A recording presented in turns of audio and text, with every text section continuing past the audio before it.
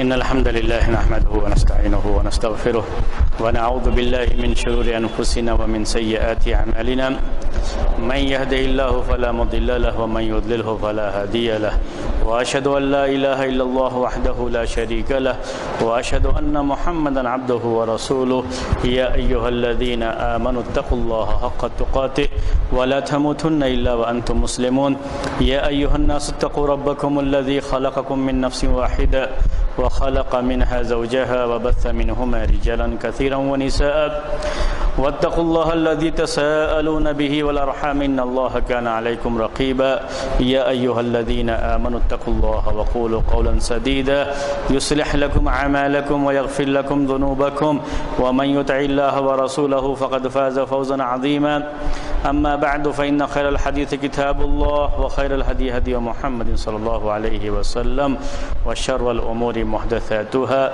وكل محدثة بدعة وكل بدعة ضلالة وكل ضلالة في النار۔ محترم بھائیو، ہماری بات چل رہی تھی سبب نزول کے بارے میں۔ کسی بھی آیت کے بارے میں یہ کہا جاتا ہے کہ یہ آیت فلاں موقع پر نازل ہوئی یا اس آیت کے نازل ہونے کا بیک گراؤنڈ یہ ہے، تو اسی کو مفسرین کے یہاں سبب نزول کہا جاتا ہے، اور اسی سبب نزول کے بارے میں بات شروع ہو چکی تھی۔ تو سبب نزول کو آگے بڑھاتے ہوئے صحابہ کرام جو سبب نزول بیان کرتے ہیں تو ان کے بیان کرنے کا دو انداز ہوتا ہے۔ سبب نزول بیان کرنے کا دو انداز ہوتا ہے۔ میں اسے عربی میں لکھتا ہوں، اس کا ترجمہ کروں گا تو یہ آپ کے سامنے رہے گی عربی عبارت بھی۔ تو سبب نزول جب بیان کرتے ہیں تو بیان کرنے کا انداز دو طرح سے ہوتا ہے۔ پہلا ہے سبب نزول هذه الآیت،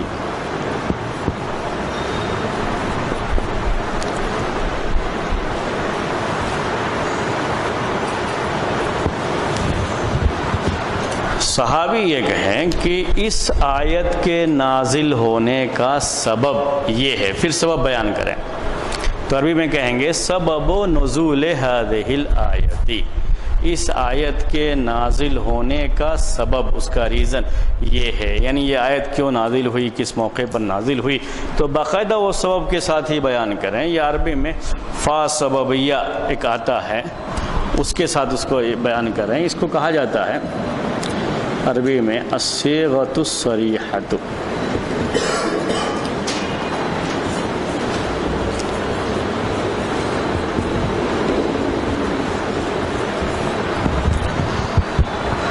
تو بیان کرنے کا صحابہ کا سبب نزول بیان کرنے کا دو طریقہ ہے۔ ایک طریقہ ہے کہ وہ ایسے صیغے سے بیان کرتے ہیں، ایسے الفاظ سے بیان کرتے ہیں، ایسے ورڈز استعمال کرتے ہیں جس سے پتہ چلتا ہے کہ اسی موقع پر یہ آیت نازل ہوئی۔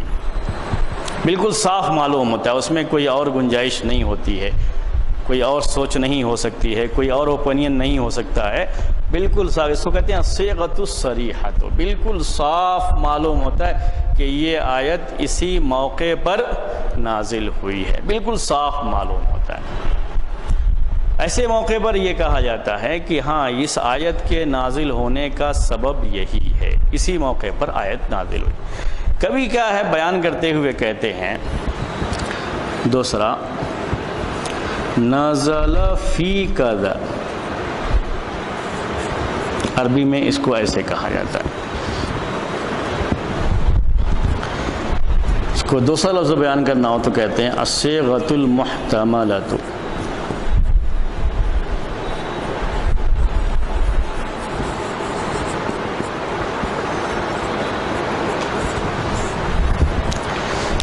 صحابی یہ کہ نازل فی کذا، فی کذا، باقاعدہ صراحت کے ساتھ یہ نہیں کہتا ہے صحابی کہ اس آیت کے نازل ہونے کا سبب یہ نہیں کہتا ہے، بلکہ یہ کہتا ہے فلاں کے بارے میں یہ آیت نازل ہوئی۔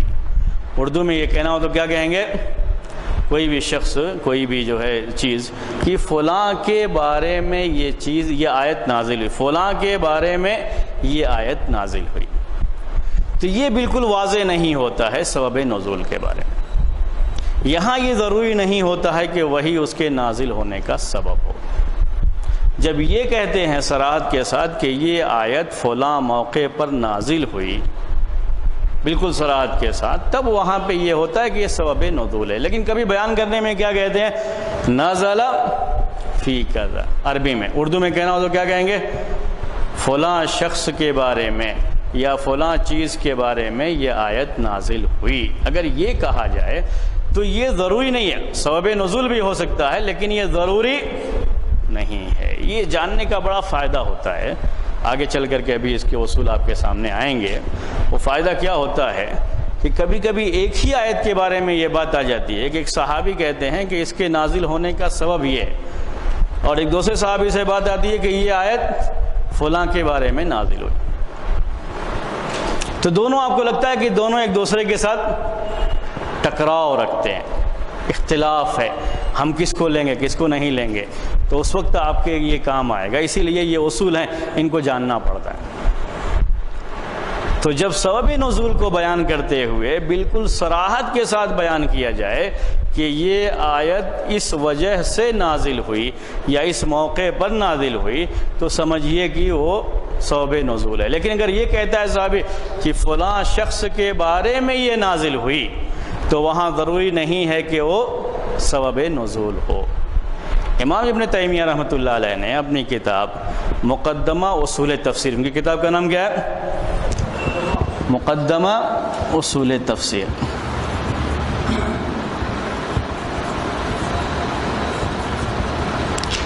یعنی تفسیر کے کیا اصول ہیں، اس کے پرنسپلس جو ہے، اس کے اصول، اس کے قاعدے اور ضابطے، انہوں نے اس کو جمع کیا ہے۔ تو اس میں انہوں نے یہ بات بیان کی ہے، ان کے الفاظ میں آپ کے سامنے لکھتا ہوں، یہ جو ہم نے دو آپ کے سامنے لکھے ہیں ان کے الفاظ میں۔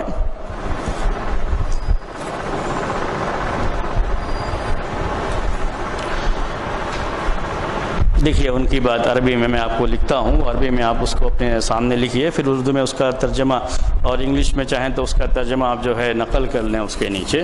دیکھیے ان کا قول کیا ہے۔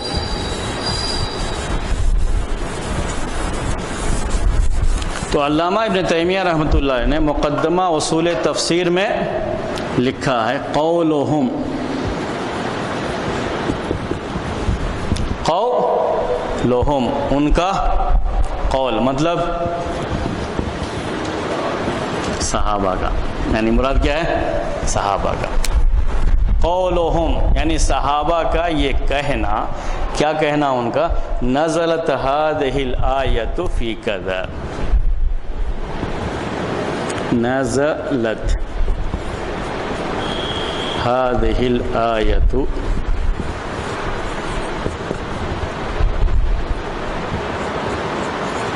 فی کذا۔ اس کا مطلب کیا ہے؟ ابھی ہم نے جو لکھا تھا آپ کو دوسرے میں کہ یہ بالکل واضح نہیں ہوتا ہے کہ یہ سبب نزول ہے، یہ جو بات میں آپ سے کہہ رہا تھا اسی کے بارے میں وہ لکھتے ہیں کہ قولہم یعنی صحابہ کا یہ کہنا، نزلت هذه الآیۃ فی کذا، کسی کے بارے میں کہ اس کے بارے میں یہ آیت نازل ہوئی، کیا کہتے ہیں وہ؟ یراد بہ تارۃ سبب النزول، یراد بہ تارۃ سبب النزول۔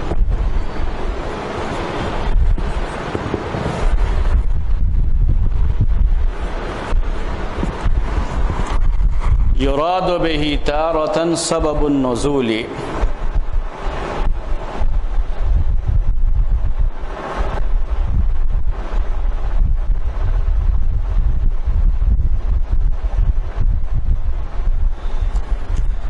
وَيُرَادُ بِهِ تَارَةً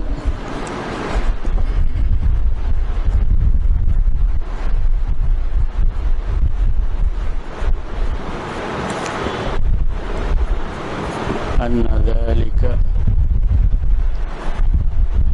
دَاخِلٌ فِيهِ۔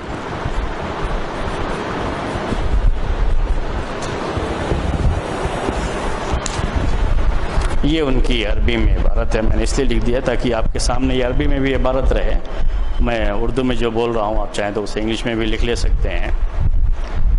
کہتے ہیں امام ابن تیمیہ رحمۃ اللہ علیہ، قولہم یعنی قول الصحابتی، صحابہ کا کہنا. صحابہ کا کہنا، کیا کہنا؟ نزلت هذه الآیت فی کذا، یہ آیت فلاں کے بارے میں نازل ہوئی، یہ آیت فلاں کے بارے میں نازل ہوئی. کیا ہے اس کا مطلب؟ یراد بہ تارۃ سبب النزول، تو کبھی اس سے مراد سبب نزول ہے، یعنی یہ بتانا ہوتا ہے کہ یہی سبب ہے آیت کے نازل ہونے کا. کبھی یہ ہوتا ہے مطلب اس کا کہ یہی آیت کے نازل ہونے کا سبب ہے. وَيُرَادُ بِهِ تَارَةً، اور اس سے کبھی ارادہ کیا جاتا ہے أَنَّ ذَلِكَ دَاخِلٌ فِيهِ، کہ یہ بھی اس میں داخل ہے. اسی موقع پر آیت نازل نہیں ہوئی بلکہ یہ بھی اس میں داخل ہے. کبھی یہ مراد لیا جاتا ہے کہ یہ بھی اس میں داخل ہے، کیونکہ وہی آیت 2 مرتبہ نازل ہوئی ایسی کوئی بات نہیں ہے. یعنی ایک ہی آیت کے بارے میں بعض مرتبہ بعض صحابہ کہتے ہیں کہ یہ آیت فلاں کے بارے میں نازل ہوئی، اور بعض کہتے ہیں فلاں کے بارے میں نازل ہوئی. الگ الگ اسی موقع پر اس کی ضرورت پڑتی ہے، اور دونوں صحیح ہے. جیسے دونوں صحیح مسلم میں ہیں. ایک مثال آپ کو پیش کر رہا ہوں، دونوں کہاں ہیں؟ صحیح مسلم میں. تو دونوں میں سے ایک صحیح ہوا تو دوسرا صحیح نہیں ہو سکتا.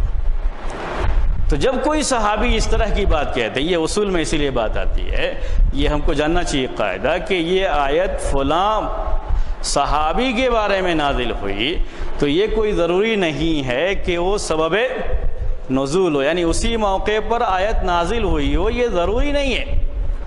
بلکہ کبھی کیا ہوتا ہے، یہ کہنا ہوتا ہے کہ یہ حکم اس صحابی کو بھی شامل ہے، وہ بھی اس میں داخل ہے حکم میں، اگرچہ کہ یہ حکم پہلے کسی اور صحابی کے تعلق سے نازل ہو چکا ہے، لیکن اس میں یہ بھی داخل ہے.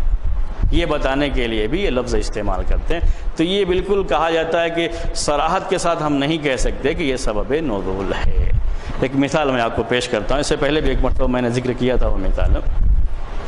ایک صحابی ہیں اوائمر اجلانی، یہ ان کا نام ہے.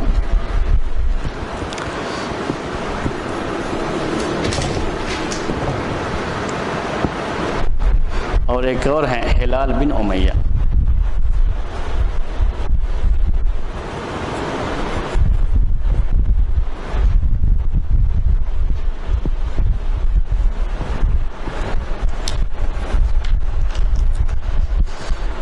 ایک بار تو پہلے میں نے بیان کیا آپ کو، لیکن پھر آپ کو سمجھا رہا ہوں ابھی. اس کے لیے مثال کے طور پر ہے یہ، اس مثال سے بات آپ کو سمجھ میں آئے گی.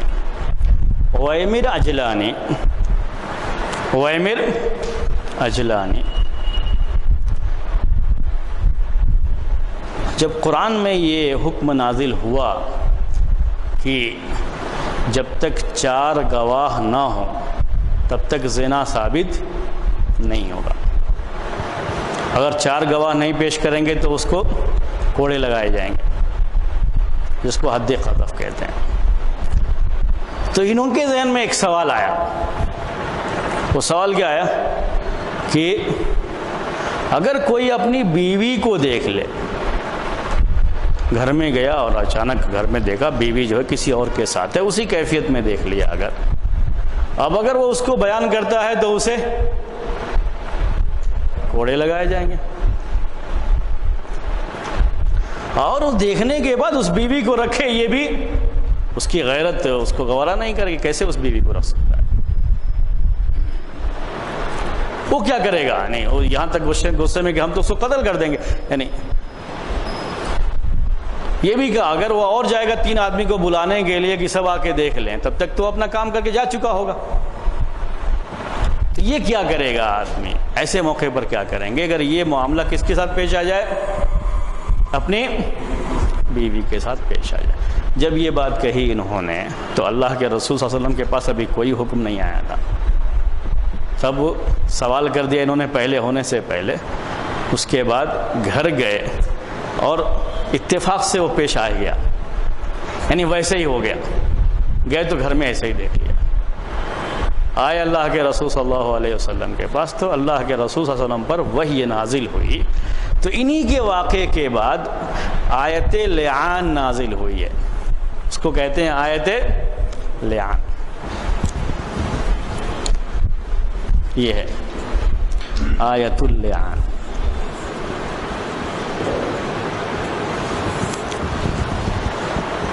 ایسے شخص کے، ایسی بیوی کے ساتھ وہ آدمی جو غیرت رکھے گا وہ رہ نہیں سکتا، تو اس کے لیے اللہ تبارک و تعالیٰ نے حکم الگ سے نازل فرمایا ہے۔ اگر یہ شوہر کا معاملہ بیوی کو دیکھ کر کے پیش آ جائے تو کیا کرے گا وہ، اس کے لیے کون سی آیت نازل ہوئی؟ آیت اللعان، اللہ تعالیٰ نے نازل فرمایا۔ تو آیت اللعان کے نازل ہونے کا سبب کیا ہے؟ وائمر اجلانی رضی اللہ عنہ نے پہلے سوال کیا، ان کے ساتھ واقعی وہ پیش بھی آیا، اللہ تعالیٰ نے یہ حکم اس کے بعد نازل فرمایا، جس میں یہ بات تھی کہ اگر تم میں سے مطلب کوئی بھی جو ہے بیوی کا معاملہ یہ پیش آ جائے تو آئیں گے قاضی کے پاس، اس میں یہی بیان ہے، آئیں گے قاضی کے پاس، بیوی انکار کرتی ہے اور شوہر کہتا ہے کہ اس نے ایسا کیا ہے، تو بجائے اس کے کہ شوہر کو کوڑے لگائے جائیں، یہاں وہ حکم نہیں آئے گا کوڑے لگانے کا کہ تم الزام لگا رہے ہو ثابت نہیں ہو رہا ہے، بلکہ دونوں قاضی کے پاس آئیں گے، اور اگر بیوی اعتراف کر لیتی ہے تو یہ سب مسائل نہیں آئیں گے، یہ ذہن میں رکھ لیجئے۔ کیوں؟ ہاں یہ سب مسائل نہیں آئیں گے، کیوں؟ ہاں یہ مسئلہ اس لیے نہیں آئے گا کہ اگر اس نے کہہ لیا کہ ہاں ایسی غلطی ہو گئی مجھ سے، تو اس کو پتھر مار مار کر کے ویسے غلط، مسئلہ ختم ہے، اس میں وہ قاضی کے پاس آنے کا یہ سب نہیں ہے، جو اس کی سزا ہے وہ سزا کیا ہے؟ پتھر مار کر کے، جسے رجم کرنا کہتے ہیں، وہ تو ہلاک کر، وہ شادی شدہ ہے اور اس نے یہ غلطی کی ہے، تو اس کا معاملہ تو ویسے بھی اگر اعتراف کر لیا ہے تو مسئلہ یہاں یہ سب نہیں آئے گا آیت لعان کا، اس کا اس کا کب آتا ہے؟ وہ انکار کرتی ہے صاحب سے، نہیں یہ غلط کہہ رہا ہے، میرے اوپر الزام لگا رہا ہے میرا شوہر، تو اب الزام لگانے کی وجہ سے شوہر کو 80 کوڑے اب پڑتے ہیں، اب یہی طریقہ ہے۔ لیکن بیوی کے معاملے میں اگر یہ چیز ہو جائے تو پھر وہ کوڑے نہیں لگائے جاتے اس کو، اب یہ ہے کہ وہ قاضی کے پاس آئے گا، آیت میں یہ بیان ہے کہ وہ 4 قسمیں کھائے گا، کہ قسم کھا کر کے، اللہ تعالیٰ کی قسم کھا کر کے کہ وہ سچا ہے اور یہ جھوٹی ہے، وہ صحیح کہہ رہا ہے کہ اس نے ایسا کیا، اور 5ویں مرتبہ میں یہ کہے گا کہ اللہ کی لعنت اس کے اوپر ہو، اسی لیے اس کو لعان کہتے ہیں، لعنت کا لفظ سنتے رہتے ہیں آپ جو ہے، لعنت ہو اللہ تعالیٰ کی اس کے اوپر اگر وہ جھوٹ بول رہا ہے اور یہ سچ بول رہی ہے۔ ایسے بیوی سے بھی 5 مرتبہ یہ قسم کھلوائی جائے گی، دونوں سے جو قسم کھلوانے کے بعد دونوں کو الگ الگ کر دیا جاتا ہے، یہ طریقہ ہے شریعت کا، کیونکہ شوہر اب اس کے ساتھ نہیں رہ سکتا، اب یہ اس کا معاملہ ہے، تو لیکن یہ ہر ایک کے ساتھ ایسے نہیں کر دیں گے، اب دونوں میں سے کوئی ایک سچا ہوگا کوئی ایک جھوٹا ہوگا، اس لیے یہ سب پورا کرنے کے بعد، یعنی یہ 5 قسمیں دونوں کو کھلانے کے بعد ان کو الگ کرنے کا فیصلہ قاضی کرے گا۔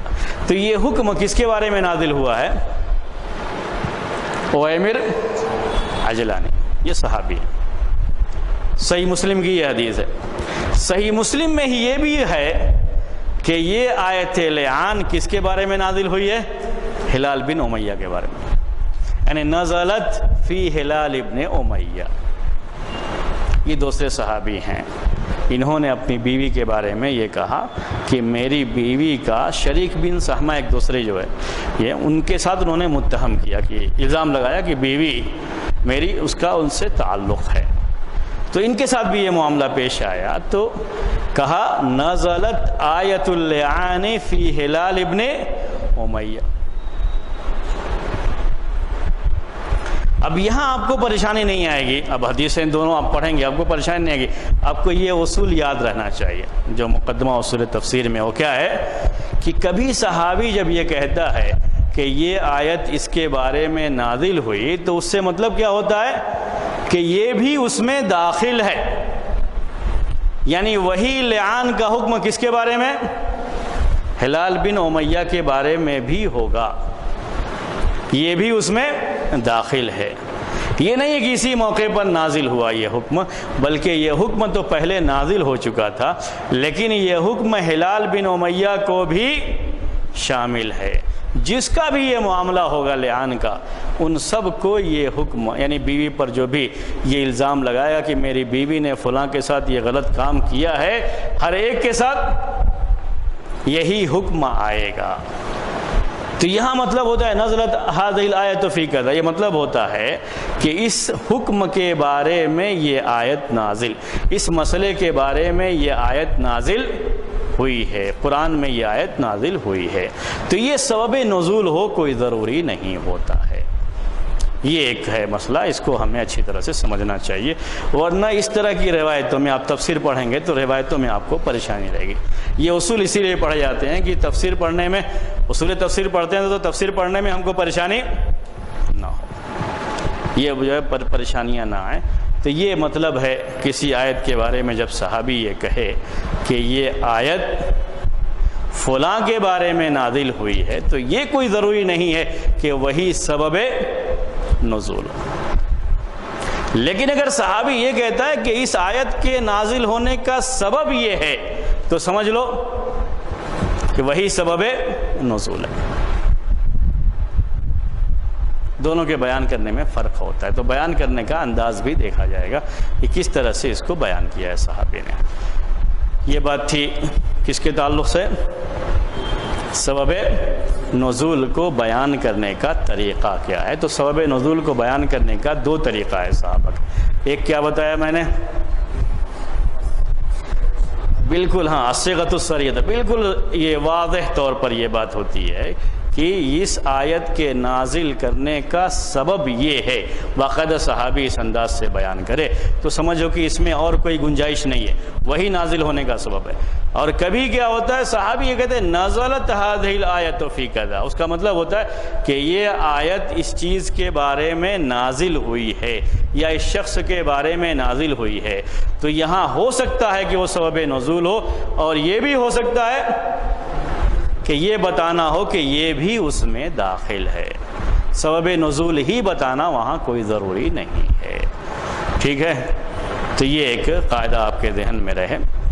کبھی کبھی ایسا ہوتا ہے، اس کی ایک جو ہے دوسری مثال بھی ہے۔ قرآن کی ایک آیت ہے نساؤکم حرث لکم فأتوا حرثکم انا شئتم، سورہ بقرہ میں، کہ تمہاری عورتیں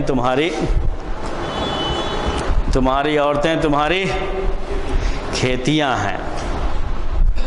کھیتی کی طرح سے جو ہے عورتوں کے بارے میں کہا کہ عورتیں تمہارے لیے کھیتی کی طرح سے ہیں، کھیت کی طرح سے ہیں، تم اپنے کھیت میں جس طرف سے بھی چاہو آ سکتے ہو، یہ کہا گیا فَأْتُوا حَرْثَكُمْ أَنَّا شِئْتُمْ۔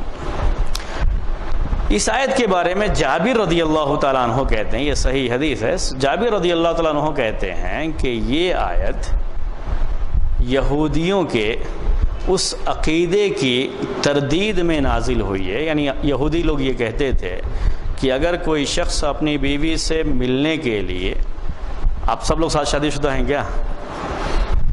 میں کئی انسانوں کی بات میں جو ہے کوئی ناراض ہو جائیں کہ بھائی آپ یہ بیوی اور شوہر کی بات کر رہے ہیں، تو ہاں ایک دو ہوں تو نہ ہوں تو مسئلہ نہیں ہے، لیکن میرے خیال میں اکثر تو شادی شدہ ہی ہوں گے۔ ہاں، تو بیوی کے ساتھ جو بیوی اور شوہر کا تعلق ہوتا ہے تو اس کے مختلف طریقے ہیں، تعلق کے جو ہے بیوی سے ملنے کے مختلف طریقے ہیں، اور سب لوگ جانتے ہیں، جو بھی شادی شدہ ہیں اس کو جانتے رہتے ہیں۔ تو یہودی لوگ یہ کہتے تھے، یہ جابر رضی اللہ تعالیٰ عنہ سے حدیث مروی ہے، اور یہ حدیث جابر رضی اللہ تعالیٰ عنہ کی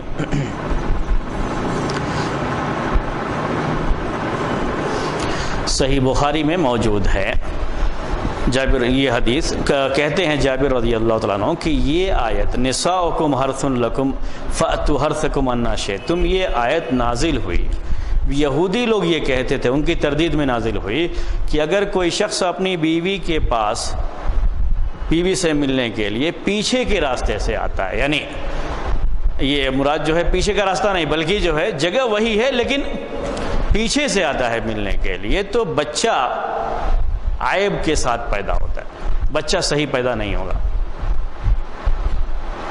تو اللہ تبارک و تعالیٰ نے یہ آیت نازل فرمائی کہ تمہاری بیوی تمہاری اپنی کھیتی کی طرح سے ہے، تم اس میں جیسے چاہو آ سکتے ہو، یعنی کوئی ضروری نہیں ہے کہ کوئی ایک طریقہ ہی ہو تمہارا بیوی سے ملنے کا، بیوی سے ملنے کے مختلف طریقے بھی ہو سکتے ہیں، یعنی مختلف طریقے سے بیوی کے ساتھ ہم بستری کی جا سکتی ہے، اس سے ملا جا سکتا ہے، اس کے لیے یہ آیت نازل ہوئی ہے۔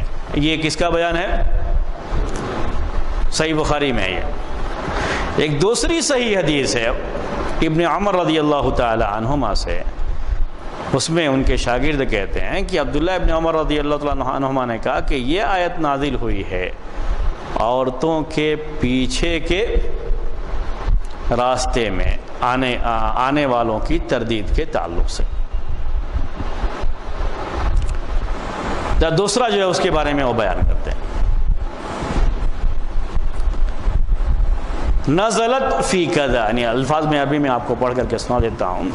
کہتے ہیں یہ کہ نافع جو ان کے غلام ہیں وہ کہتے ہیں قرأت ذات یوم، میں نے ایک مرتبہ پڑھا نساؤکم حرث لکم، کہ تمہاری بیویاں تمہارے لیے کھیتی ہیں۔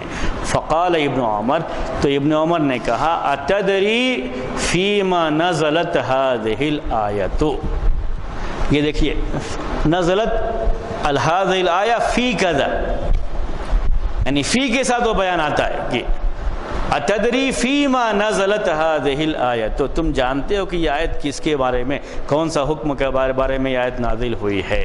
تو انہوں نے کہا کہ نہیں، تو انہوں نے اس کے بعد یہ بات کہی کہ نزلت فی اتیان النساء فی ادبارہن، کہ عورتوں کے پیچھے کے راستے میں آنے کے بارے میں یہ آیت نازل ہوئی ہے۔ دبر کہتے ہیں پیچھے کو، اور قبول کہتے ہیں سامنے کو، عربی زبان میں جو ہے۔ یہ بھی صحیح بخاری میں ہے۔ کہاں ہے؟ صحیح بخاری میں۔ یہاں انہوں نے نزلت کا لفظ استعمال کیا، لیکن ان کا مقصد کیا ہے کہنے کا کہ یہ حکم اس کو بھی شامل ہے، اس سے جو ہے منع کیا جائے گا، کیونکہ بیوی کی مثال ایک کھیتی کی ہے، تو ہمیشہ حل کھیت میں چلایا جائے گا، کھیت کے باہر نہیں چلے گا۔ سمجھ گئے ہوں گے شاید آپ جو ہے مسئلہ جو ہے اس کو، یہ ہے میں اسی لحاظ سے پیش، جیسے قرآن میں جس انداز سے پیش کیا گیا میں اسی لحاظ سے آپ کے سامنے پیش کر رہا ہوں، یعنی وہ صراحت کے ساتھ لفظ استعمال نہیں کر رہا ہوں، لیکن آپ کو سمجھ میں آ گیا ہوگا۔ تو کہتے ہیں عبداللہ ابن عمر رضی اللہ عنہ کہ یہ اس کے بارے میں نازل ہوا۔ اب یہ سبب نزول جو جابر رضی اللہ تعالیٰ عنہ نے بیان کیا ہے وہ بالکل صراحت کے ساتھ، تو ہم کہیں گے سبب نزول وہی ہے، لیکن اس آیت سے دلیل کے طور پر ہم پیش کر سکتے ہیں، جیسا کہ عبداللہ ابن عمر رضی اللہ عنہما نے کہا کہ کوئی شخص یہ کہے کہ بیوی سے پیچھے کے راستے میں ملنا جائز نہیں ہے، اس کی حرمت کی دلیل قرآن کی آیت سے اگر ہم پیش کرنا ہو تو کیا کر سکتے ہیں؟ نساؤکم حرث لکم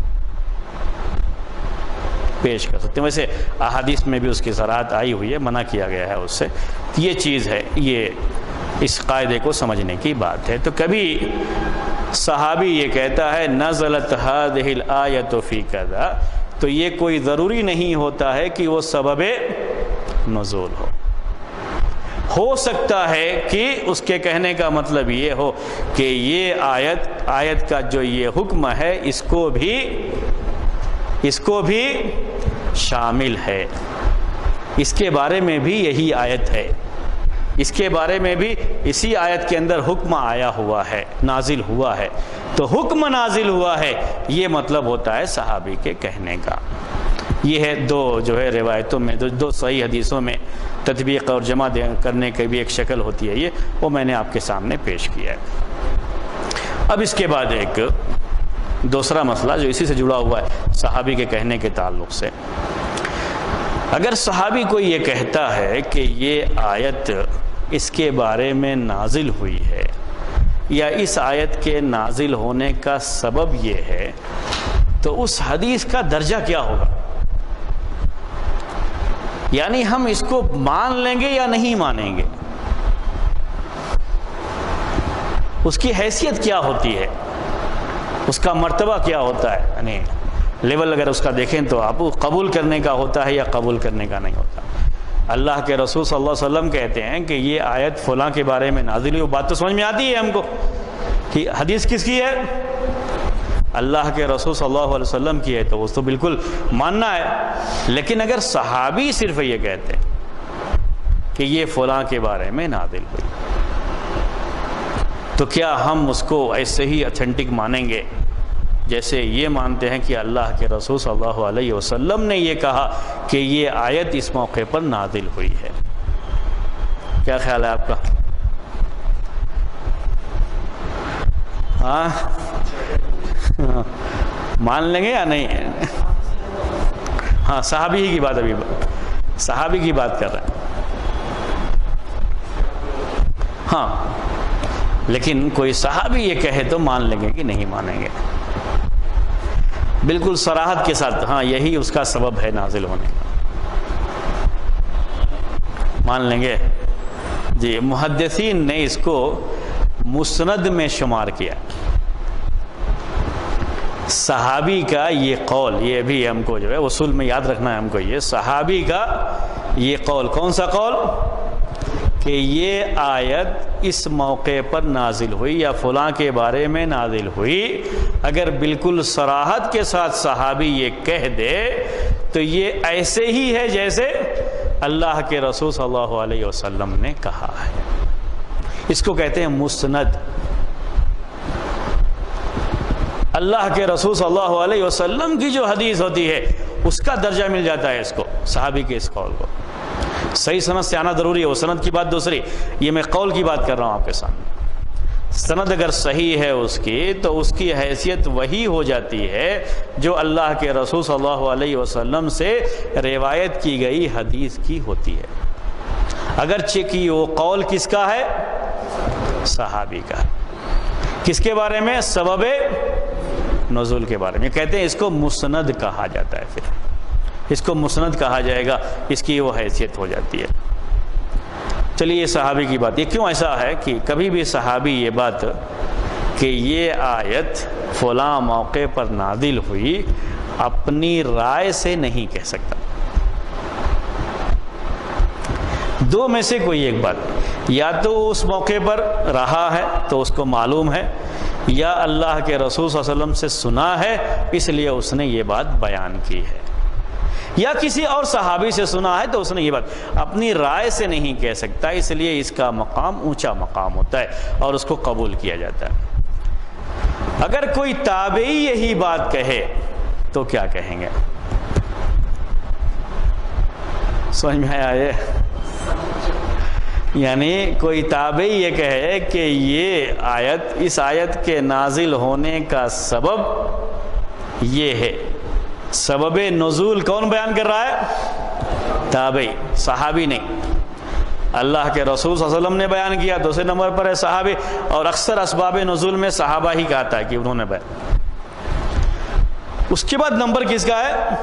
تابعین کا. اگر کوئی تابعی یہی بیان کرے، جیسے مجاہد جو عبداللہ ابن عباس کے شاگرد ہیں، وہ بیان کرتے ہیں. سعید ابن جبیر تابعی ہیں، عبداللہ ابن عباس رضی اللہ تعالیٰ عنہما کے شاگرد ہیں، وہ بیان کرتے ہیں کہ اس آیت کے نازل ہونے کا سبب یہ ہے. تو کیا کریں گے؟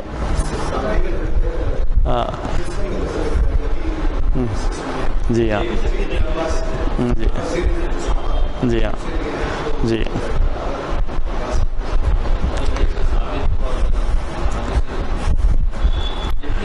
ہاں ہاں جی ہاں. کس کا؟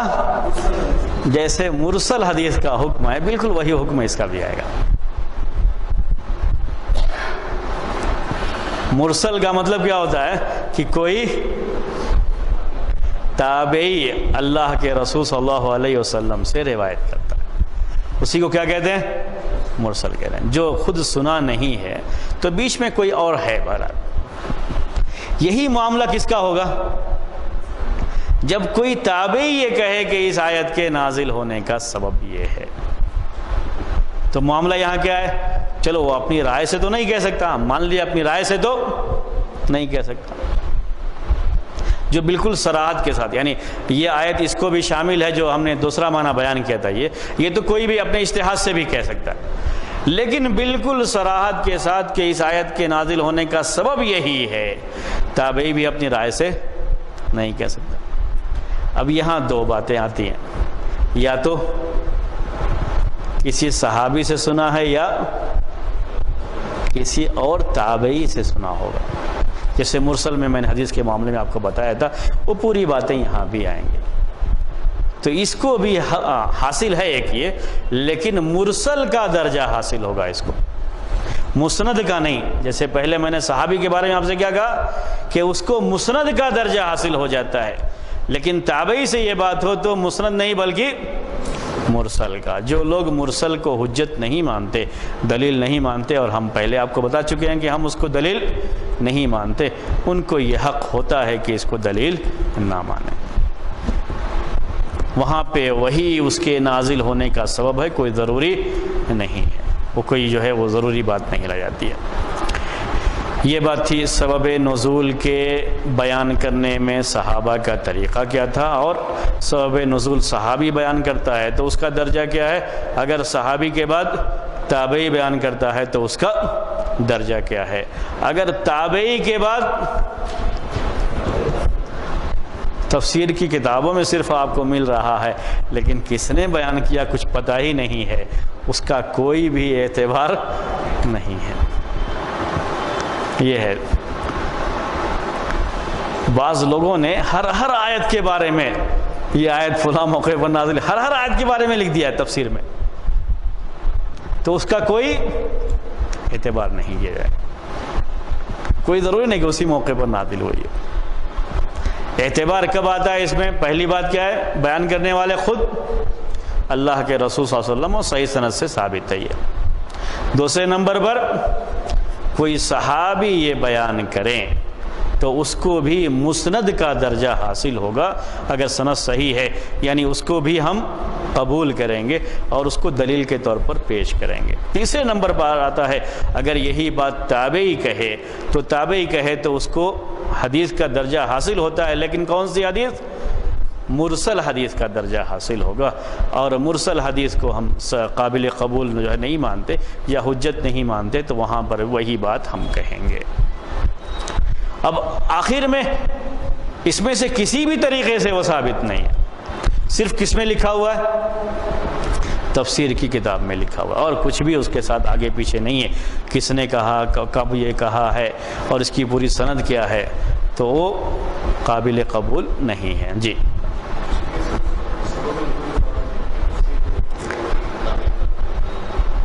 تفسیر نہیں، سبب نزول. تفسیر کا معاملہ جو صحابہ کی تفسیر بھی آتی ہے نا، تو اس میں ایک دوسرا معاملہ بھی ہے. یعنی ہر صحابی کی ہر تفسیر مسند نہیں ہوتی. سبب نزول والی جو بات کہی گئی ہے وہ جو اس کی تفسیر کی بات ہے، اس تفسیر کے مسند ہونے کے لیے شرطیں ہیں کہ صحابی سے جب تفسیر آتی ہے تو وہ تفسیر مسند کا درجہ رکھے گی یا نہیں رکھے گی، جو حدیث قبول کی جاتی ہے اس کا درجہ آئے گا یا نہیں آئے گا، اس کے لیے شرطیں ہیں، اس کی کنڈیشن ہے. سبب نزول میں شرطیں نہیں ہوتی ہیں. یہ ہے بات آپ کے سامنے جو ہے یہ سبب نزول کے بارے میں بات آئی. کبھی ایسا ہوتا ہے کہ ایک ہی آیت کے سبب نزول کے بارے میں کئی روایتیں آ جاتی ہیں. ایک ہی آیت کے سبب نزول کے بارے میں کئی حدیثیں، کئی روایتیں آ جاتی ہیں. کئی اقوال ہوں اس کو چھوڑیے، ہم کس کی بحث کر رہے ہیں؟ حدیثوں کی. کئی حدیثیں آ جاتی ہیں، چاہے وہ حدیث و روایت حدیث کی کتاب میں ہو یا تفسیر کی کتاب میں ہو، لیکن وہ باقاعدہ سند کے ساتھ روایت موجود ہے. تو اس موقع پر ہم کیا کریں گے؟ اس موقع پر اصول کیا، اس کا ضابطہ کیا ہے کہ ایک آیت کے بارے میں اس کے نازل ہونے کا سبب کیا ہے؟ کئی روایتیں موجود ہیں، ان روایتوں کے تعلق سے ہم کیا کریں گے؟ یعنی ایسا ہے بھی عملاً. میں آپ کو جو ہے ایک مثال پیش کر رہا ہوں اس کے تعلق سے. قرآن کی یہ آیت بڑی مشہور آیت ہے، وَالضُّحَىٰ وَاللَّيْلِ اِذَا سَجَىٰ مَا وَدَّعَكَ رَبُّكَ وَمَا قَالَ. کب نازل ہوئی آیت یہ ذرا مشہور ہے، اس کے لحاظ سے تو اس لیے پوچھا میں نے. وہی کچھ دنوں کے لیے رک گئی تھی، وحی نہیں آ رہی تھی، تو اس موقع پر ایک روایت میں یہ بیان ہے، اور یہ صحیح بخاری اور صحیح مسلم کی روایت ہے یہ، کہ جندب بجلی رحمۃ اللہ رضی اللہ تعالی عنہ نے کہا کہ نبی صلی اللہ علیہ وسلم کو کچھ تکلیف تھی، اشتکى النبی صلی اللہ علیہ وسلم فلم یقم لیلتین او ثلاث، تو 2 یا 3 رات تک جو ہے آپ نہیں آئے. فأتته امرأة فقالت یا محمد، تو ایک عورت آئی، اس نے کہا اے محمد، ما ارا شیطانک الا قد ترکک، کہ میرا خیال یہ ہے کہ تمہارے شیطان نے تم کو چھوڑ دیا، جو شیطان تمہارے پاس آتا تھا وہ اب نہیں آ رہا ہے. لم یقربک لیلتین او ثلاثہ، 2 یا 3 رات سے تمہارے پاس نہیں آیا ہوا ہے. فانزل اللہ والضحى واللیل اذا سجى ما ودعک ربک وما قال. یہ ہے صحیح ہے نہیں، یہ حدیث ہے. یہ صحابی جندب بجلی رحمۃ اللہ رضی اللہ تعالیٰ عنہ کہتے ہیں کہ یہ عورت، بہرحال یہ جو شیطان وغیرہ کی بات ہے، یہ کون عورت کہہ سکتی ہے جو ابھی مسلمان نہ ہوئی، کہ جو وحی آ رہی ہے، جبریل علیہ السلام آتے تھے، اس کو کیا سمجھ رہی ہے کہ وہ شیطان آ رہا. تو 2-3 دن تک جو آپ نہیں آئے تھے، کچھ تکلیف تھی آپ کو اس کی وجہ سے، تو یہ آنے کے بعد باقاعدہ ایسے کہنا شروع کر دیا اس نے کہ گویا کہ لگتا ہے اس نے تم کو اب چھوڑ دیا ہے. تو کہا ما ودعک ربک وما قال، اللہ نے، تمہارے رب نے تم کو چھوڑا نہیں ہے. یہ ایک روایت ہے. دوسری روایت طبرانی کی اور ابن ابی شیبہ کی یہ روایت ہے. حفص بن میسرہ یہ اپنی ماں سے روایت کرتے ہیں، اور ان کی ماں یہ اللہ کے رسول صلی اللہ علیہ وسلم کی خدمت بھی کرتی تھیں، جاتی تھیں ان کے پاس. تو اس کو بیان کرتے ہوئے کہتی ہیں کہ ایک کتے کا بچہ یعنی جس کو پلا کہہ لیتے ہیں، جو ہے اسے کہنا ہو تو اگر بچے کو، کتے کے بچے کے لیے پلا کہتے ہیں. تو یہ سمجھ لیجیے کتے کا ایک بچہ جسے ہم پلا کہہ لیتے ہیں، یہ اللہ کے رسول صلی اللہ علیہ وسلم کے گھر میں گھس گیا تھا. تو چارپائی کے نیچے چلا گیا. چارپائی کے نیچے کبھی بہت سارے سامان ہوتے ہیں، اندر اگر کوئی چیز چلی جائے اس طرح سے تو پھر پتہ نہیں لگتا کہ اندر وہ ہے. تو جبرائیل علیہ السلام اس کی وجہ سے نہیں آئے تھے. اس کے بعد اللہ کے رسول صلی اللہ علیہ وسلم تھوڑا پریشان ہوئے، جبرائیل نہیں آ رہے، تو اس کی وجہ سے پریشان ہو رہے تھے. پھر انہوں نے، یہ جو خدمت کرنے والی ہیں، ان کا کہنا ہے کہ جھاڑو لگایا تو دیکھا اس میں، اس کو نکالا تو جیسے ہی وہ باہر نکلا ویسے ہی جبرائیل علیہ السلام آئے. یہ ایک دوسری روایت ہے. اور اس موقع پر اس آیت کے نازل کرنے کی بات کہی گئی ہے کہ والضحیٰ، اس میں یہ ہے کہ اللہ کے رسول صلی اللہ علیہ وسلم اس وقت آپ کے اوپر وہی کیفیت ہوئی جو وحی کے نازل ہونے کی کیفیت ہوتی ہے، اور اس موقع پر اللہ تبارک و تعالیٰ نے یہ آیت نازل فرمائی. والضحیٰ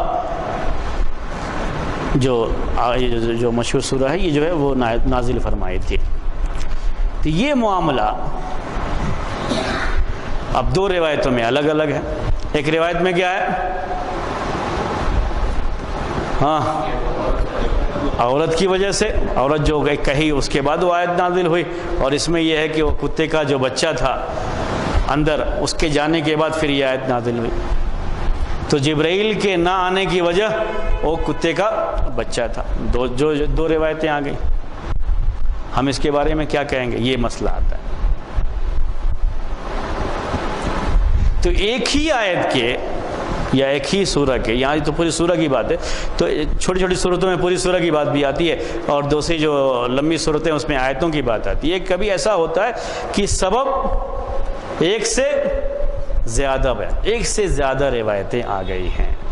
اگر ایک سے زیادہ روایتیں آ گئی ہیں تو ہم کیا کریں گے، ہمارا اس کے بارے میں کیا جو ہے موقف رہے گا، ہمارا اوپینین کیا رہے گا، ہمیں کیا کرنا ہے اس کے تعلق سے. یہ وہ 2 حدیثوں کا جو تعارض ہوتا ہے، اس سے پہلے میں نے آپ کو بتایا تھا اصول حدیث میں، وہ بات یہاں بھی آتی ہے. وہ کیا چیز ہے، وہ ترتیب کے ساتھ 3 چیزیں اس میں آئیں گی ترتیب کے ساتھ. لیکن ان 3 چیزوں کے لیے ہم کو 1 ہفتے کا انتظار کرنا پڑے گا. انشاءاللہ آئندہ ہفتے وہ بات جو ہے آپ کے سامنے آئے گی.